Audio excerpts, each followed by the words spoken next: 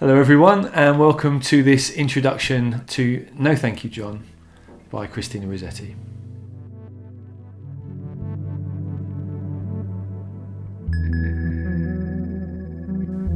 No Thank You John is part of the Goblin Market and Other Poems collection from 1862. Let's dive straight in and have a look. No Thank You John by Christina Rossetti. I never said I loved you, John. Why will you tease me day by day and wax a weariness to think upon with always do and pray? You know I never loved you, John. No fault of mine made me your toast. Why will you haunt me with a face as wan as shows an hour-old ghost? I dare say Meg or Moll would take pity upon you if you'd ask, and pray don't remain single for my sake who can't perform that task. I have no heart. Perhaps I have not, but then you're mad to take offence that I don't give you what I have not got. Use your common sense. Let bygones be bygones. Don't call me false, who owes not to be true. I'd rather answer no to 50 Johns than answer yes to you. Let's mar our pleasant days no more. Songbirds of passage, days of youth. Catch at today, forget the days before. I'll wink at your untruth. Let us strike hands as hearty friends, no more, no less, and friendship's good. Only don't keep in view ulterior ends and points not understood in open treaty. Rise above quibbles and shuffling off and on. Here's friendship for you if you like, but love, no thank you, John. So for my class at least, this poem was a moment of realisation of Christina Rossetti perhaps as a real person. Now, I think that's quite significant in the context in which we're reading this poem, in that we've seen a range of devotional and, shall we say, spiritual poems in the collection. We've had a number of poems that allude to love, some that allude to death, and here we have a poem that's full of life, strength in a way that is familiar to us in 21st century gender politics. This is Christina Rossetti speaking to us in 2020 from the 1860s with a voice that we recognise. Now, there's all sorts of interesting gender politics in this poem, and perhaps that's a reason why this poem spoke out to my class at least. But let's have a little look and see what's being said and how it's being said and how it's being written, and see if we can get an angle to examine it from. So the poem's a dramatic monologue, starts in the first person and is quite obviously a female speaker speaking to somebody called John. We've got a regular series of quatrains with an A-B rhyme scheme and a series of iambic lines, tetrameter in the first two, pentameter and then trimeter at the end, which is again repeated throughout the poem, which creates the rising cadence of natural speech, and the fact that we're not stopping at pentameter in each line gives a bit of variety, which again is naturalistic. This is supposed to sound like somebody talking. In fact, the rhetorical questions that we'll come across and some of the sort of responses that she gives very much make that invisible John a presence in this poem in a very lifelike way, and we can make some interesting inferences about him and the things that he's saying from the way that the speaker responds. We start right in the middle of that conversation in media res with, I never said I loved you, John. Why will you tease me day by day? And I think one of the first interesting word choices to look at is that word tease, because tease is very much a word that would traditionally have been used against women by men, perhaps to this day. The idea of giving a man encouragement by a sort of coy, teasing manner, which the man then suggests was an invitation. Now, we can't ignore the context in which we're reading this poem. I think it gives a whole extra level of power and enjoyment to the poem that we're reading it in 2020. We are a post-Me Too generation. We can't unlive the experience that our consciousness has been through in the last few years. And the idea of a male suitor suggesting that the woman has encouraged his attentions when quite obviously they're not welcome is something that resonates with us in 21st century gender politics and society at large. So the fact she's using this word tease, it's a word that is being thrown back at the man that would traditionally have been something back then, as perhaps now a man might use as a kind of manipulative word to suggest that he'd been invited to make advances. Why will you tease me, says the speaker, day by day? Why are you treating me like this? So it's a huge switch around from stanza 1. And wax a weariness to think upon, with always do and pray. And here she makes very clear, I think, with this kind of alliterative W, the wax a weariness. You can really hear, he's going on and on and on. He's exhausting her with these unwelcome attentions. So the alliteration there, I think, emphasises that. And I'll just make a quick note here of the unusual gender location of this word. With always do and pray. Now these are the first of a couple of words that the speaker is kind of putting in our ear from John. The idea that he's always saying do and pray. These are both command words, aren't they? They're command verbs. They're clearly having no effect on this speaker. But it's interesting to hear that John's been quite assertive. All right, he's been teasing, but he's also been quite insistent and assertive with those command verbs, which let us know that she's been under some pressure from this John character. You know I never loved you, John. No fault of mine made me your toast. So in no sense has this speaker given John the impression that his love was returned. Therefore, the speaker can't be held responsible if John has made her his toast, and this is the raised glass celebratory toast rather than the delicious breakfast variety. Why will you haunt me with a face as wan means pale, as shows an hour-old ghost? Why will you haunt me? The second of a series of rhetorical questions, allowing that conversation to come alive.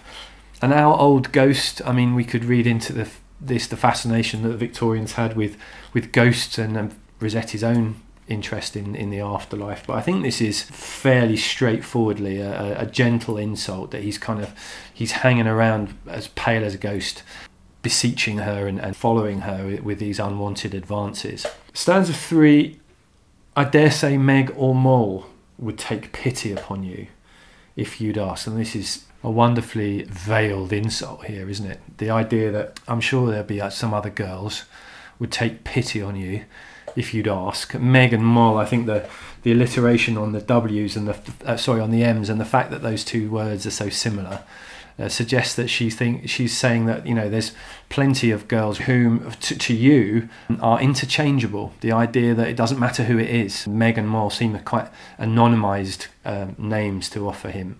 You know, go and find your Meg or your Moll. I'm sure they'd pity you. Now this is again an interesting light to shed upon a gender dynamic that in the Victorian times would, as we know, would have represented the man very much in a position of strength. She's already used the word tease about him, which is a non-strong traditional word to use about a man's advances. And now she's suggesting that he might find somebody who pities him. It's quite an interesting lens or angle or light to show on a Victorian marriage dynamic, I think. I have no heart, she says in stanza 4. So this is again one of those responses, rhetorical responses, allowing us to imagine that John has spoken to her. And in this case, he specifically said that she's heartless. So this again is that all too familiar but uncomfortable dynamic of a man or a suitor of whatever gender, but particularly a man here, coming with kind of a passive-aggressive line of argument. So he's kind of obviously been all sort of beseeching and begging of her. He's been teasing, he's been using those command verbs, he's been hanging around like an hour-old ghost, and now he's switching on to a kind of hurt defensive with the fact that she's heartless. I have no heart, she says.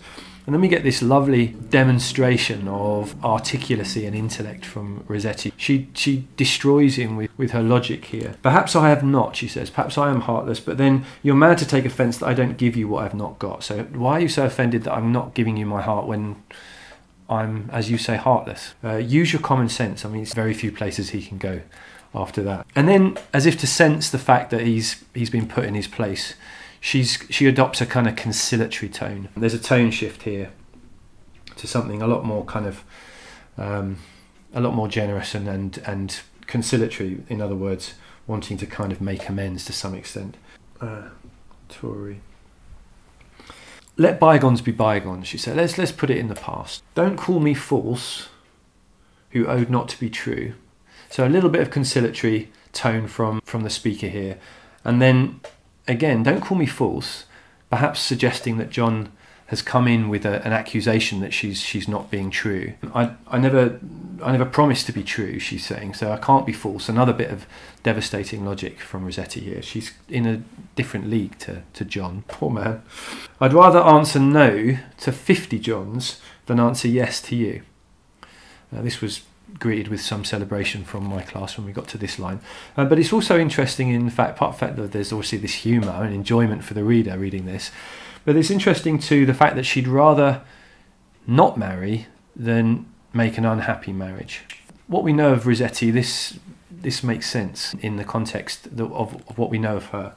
She didn't want to jump into a marriage. She had suitors. In fact, her third suitor was a man called John Brett. And we hope that John just happens to be a kind of everyman name in this poem, because the idea that this was written for a man in particular, and you might well find in your reading that it was, but the idea that it was is you have to pity the man. I'd rather, if you were the last man alive, it's a little bit like that. I'd rather say no to 50 Johns than say yes to you. And another shift back to a conciliatory tone. So it's like she's conciliatory. He's jumped in and made an accusation, so she's had to stand her ground again. Lots of strength. And then again, she's won that one, and she comes back with more conciliatory tone. So while she's strong and there are these kind of put-downs getting heaped on John's head, I think she maintains the reader's sympathy.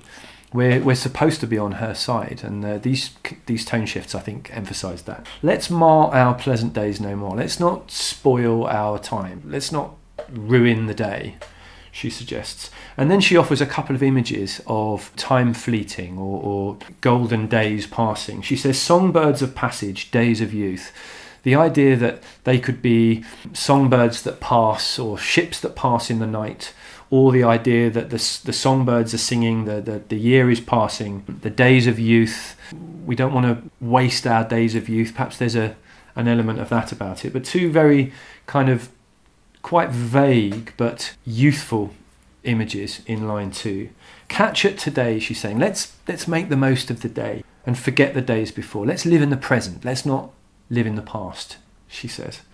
I'll wink at your untruth. In other words, let's agree it didn't happen, and I'll pretend it hasn't happened too. I'll wink at the idea that it's not entirely true, that we don't have this slightly embarrassing past. Let's strike hands as hearty friends. I don't think strike hands is like high five here. I don't think that's what's happening. I think it's kind of let's either shake hands or let's part hands. I think you can read that either way. No more, no less. So poor John is being told here, let's be friends. And friendship's good, she says. Only don't keep in view ulterior ends. Don't keep some fire burning. Don't keep some plan in the back of your mind as though you've not understood the point. So she's being kind, but again, holding her line. So I'm using this word conciliatory, but again, she hits with a kind of a line held.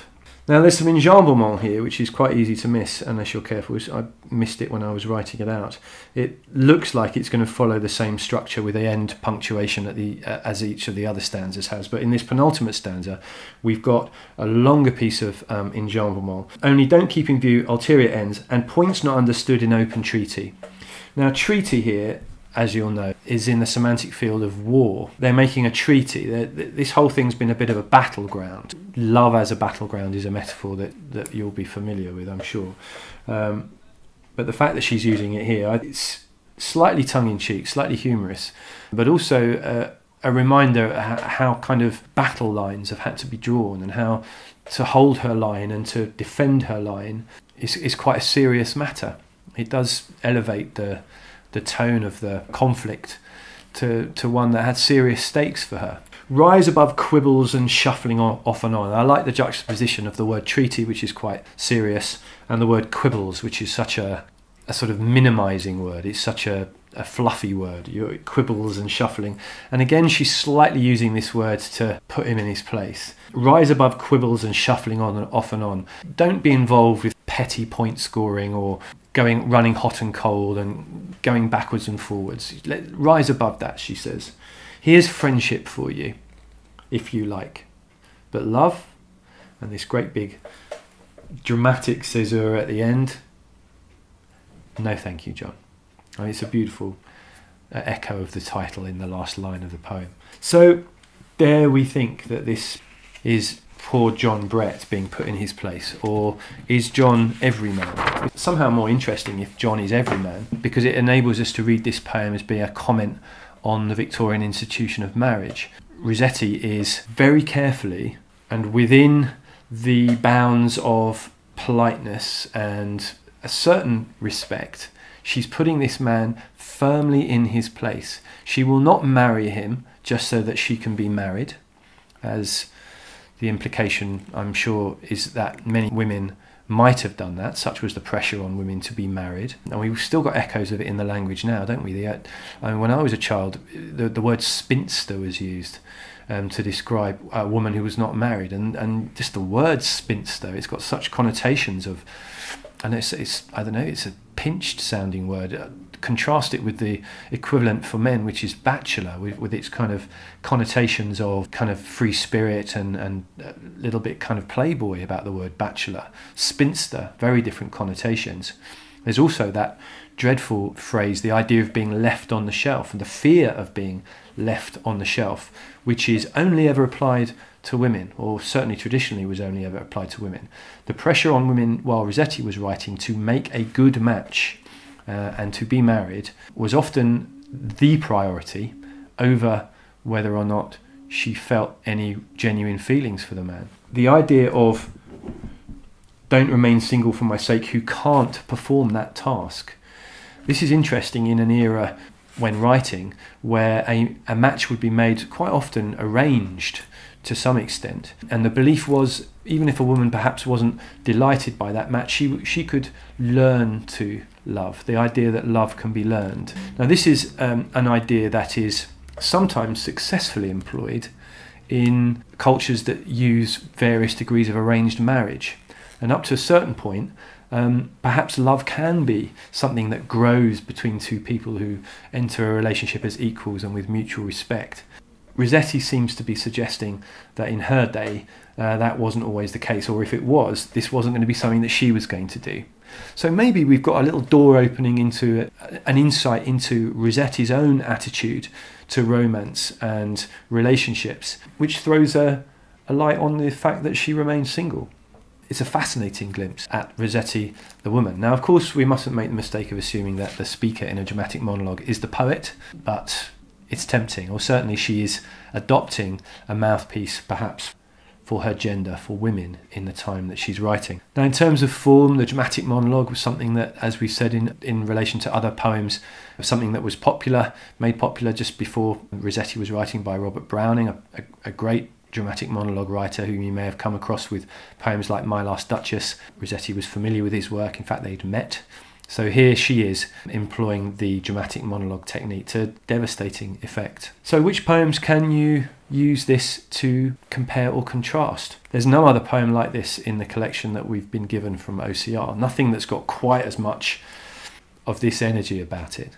As I said at the beginning, it's very interesting to consider this in the context in which it was written, because it enables us to examine the comment it seems to be making about the dynamics of marriage and the suitor in the Victorian period. But it's also interesting and for OCR relevant for us to consider the context in which it's read. So between Rossetti and us, we've got the suffragette movement and the changing attitudes towards gender politics as a result of the world wars and the role that women played. Then we've got the 1960s, we've got the contraceptive pill, we've got the emancipation of women from a whole load of preordained roles. The 70s with the feminism that grew in the 70s, the 80s and women in the workplace and rising to professional accomplishment. And then the Me Too movement, the idea that we've got a speaker here who is not standing for somebody who's going to try and make her to blame for his approaches. A fascinating set of contextual elements and relevant to our study of Rossetti too. So no thank you, John. As I said, it was a bit of a favourite for our class. It seemed to bring Rossetti to life in a way that perhaps as a 21st century reader we struggled a little with some of the other poems in the collection. The devotional aspect perhaps was harder to relate to for some. The world in which she was writing was sometimes very clearly a world that we're no longer in. Despite the language and the nature of the suit, we recognise this dynamic, and as readers we enjoy Rossetti's handling of this situation through the speaker, whoever she might be. So that's No Thank You, John by Christina Rossetti. I hope you enjoyed it. All the best.